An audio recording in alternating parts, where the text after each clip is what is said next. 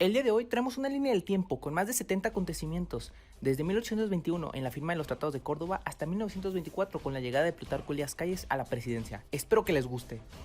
Primero que nada, se firman los Tratados de Córdoba el 24 de agosto de 1821 y México es reconocido oficialmente como independiente. Ese mismo año entra el ejército trigarante a la Ciudad de México y un día después se firma el Acta de Independencia. Pasados 8 meses, Iturbide fue proclamado emperador y tras 9 meses de imperio se restablece el Congreso, acabando así con el imperio. El año siguiente se establece la Constitución de 1824 y Guadalupe Victoria se convierte en el primer presidente de la nación. 4 años después, en 1828, son las primeras elecciones presidenciales y Vicente Guerrero queda como presidente de la nación tras un fraude liderado por Santana. Tiempo después se establece la ley de colonización en 1830. Esta buscaba controlar el flujo de extranjeros en Texas. Y 3 años después, Antonio López de Santana se convierte en presidente de la nación. Tras la ley de colonización impuesta anteriormente, se independiza Texas el 2 de octubre de 1836 y posteriormente Santana promulga las 7 leyes. 2 años después se da la primera intervención francesa, conocida como la Guerra de los Pasteles. Tiempo después se dio la guerra contra Estados Unidos, donde se firmaron los tratados de Guadalupe Hidalgo el 2 de febrero de 1848. Aquí México cedía gran parte de su territorio a Estados Unidos, y el Plan de Ayutla es proclamado para terminar con la dictadura de Santana el 1 de marzo de 1854. El año siguiente se promulga la Ley de Juárez, que busca quitar derechos a los militares y al clero. La Constitución de 1857 trajo consigo la democracia y el federalismo. Con el Tratado de Mon Almonte se restablecían las relaciones entre México y España. Unos años después, Juárez nacionaliza las propiedades de la iglesia, y Washington reconoce a Juárez como presidente de la República ese mismo año.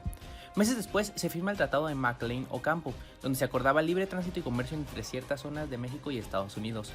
2 años después se da la segunda intervención francesa, y a la vez la Batalla de Puebla, donde México derrota al ejército más poderoso del mundo. El siguiente año se establece el Segundo Imperio Mexicano, y tras 4 años el imperio cae. El Plan de la Noria fue propuesto, este trataba de quitar a Juárez del poder. Muere Benito Juárez en 1872 y Sebastián Lerdo de Tejada queda como presidente tras la muerte de Benito. El plan de Tuxtepec saca a Lerdo de Tejada del poder y deja a Porfirio Díaz como presidente. Con esto se inicia el porfiriato. Manuel González toma el cargo de la presidencia en 1880 y 4 años después Porfirio Díaz retoma el poder. Tras numerosas reelecciones de Díaz surgen diversas protestas en contra. Además, 2 años después surge el Partido Liberal Mexicano y este promueve ideales contra Porfirio. Se da la huelga de Cananea en 1906, donde se exigía un salario más justo. En las siguientes elecciones surge el partido antirreeleccionista. Este buscaba acabar con las reelecciones. En 1910 se celebra el centenario de la independencia. El mismo año surge el Plan de San Luis, donde se desconoce la 8ª reelección de Porfirio. A la vez se inicia la Revolución Mexicana. Meses después se da el renuncio de Porfirio Díaz tras tomar la ciudad de Juárez, y Francisco I. Madero queda como presidente electo. Se promulga el Plan de Ayala. Este desconoce el gobierno de Francisco. Un año después se funda la Casa del Obrero Mundial. Y al año siguiente surge la Decena Trágica, que buscaba derrotar a Francisco y Madero.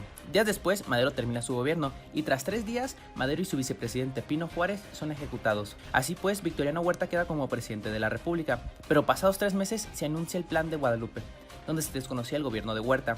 El año siguiente, en 1914, suceden diversos acontecimientos: la toma de Torreón, la defensa de Veracruz, el triunfo en la batalla de Paredón y la toma de Zacatecas. Tras este último acontecimiento, Victoriano Huerta abandona el país.